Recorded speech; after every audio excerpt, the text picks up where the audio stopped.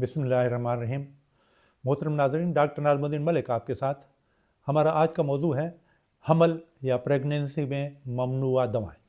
नाज़रीन, हमल के दौरान दवाओं की मुख्तलिफ़ कैटेगरीज़ हैं, A, B, C, D, X। Category A में कोई ख़तरा नहीं, इन दवाओं पर तजर्बात किए जा चुके हैं कि ये दवाएं सेफ़ हैं। मसलन विटामिन है, फोलिक एसिड है, इंसुलिन वगैरह, ये हमल में दिए जा सकते हैं।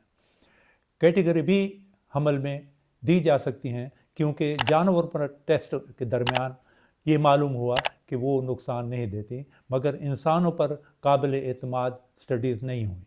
मसलन पैरासिटामॉल है, दी जा सकती है, पेनिसिलिन, एमॉक्सिल, शुगर की मेटफॉर्मिन, बेनाड्रिल शरबत वगैरह, ये दी जा सकते हैं।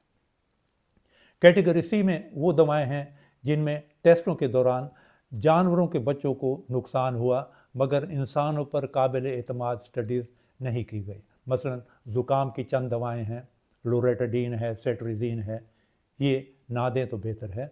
स्टीरॉयड्स हैं, डिप्रेशन की कुछ दवाएं हैं, सर्ट्रलिन है, फुराक्सिटीन है, और मिर्गी की कुछ दवाएं हैं, एपिवाल है, टिग्राल है। कैटेगरी D में वो दवाएं हैं जो इंसानों पर स्टडीज़ में नुकसानदेह साबित हुई हैं मगर बहुत ज़रूरी हों तो एहतियात के साथ कम से कम डोज में दी जा सकती हैं अगर वालदा की ज़िंदगी को ख़तरा हो। मसलन ब्लड प्रेशर की कुछ दवाएं हैं, AC इनहिबिटर्स हम कहते हैं, जैसे लिसिनोप्रिल है, एनालाप्रिल है, ख़ुसूसन 6 माह के बाद ना दें। मिर्गी की कुछ दवाएं हैं, एपिवाल है, वेलप्रोएट है, फेनिटाइन है। कैंसर की कुछ दवाएं, मीथोट्रेक्सेट, ये नहीं देनी चाहिए। कैटेगरी X में वो दवाएं शामिल हैं जो किसी भी हालत में नहीं देनी चाहिए। मसलन चेहरे के दानों के लिए अक्सर आइसोट्रेटिनाइन इस्तेमाल होती, वो ना दें, और वारफरीन वगैरह ना दें। नाज़रीन, अक्सर मरीज़ हमसे पूछते हैं कि कौन सा एंटीबायोटिक हमल में ना दें। जवाब ये है कि विब्रामाइसिन ना दें, टेट्रासाइक्लिन ना दें, क्लोरामफेनिकॉल ना दें, और क्लिंडामाइसिन ना दें। नाज़रीन, सुनने का शुक्रिया।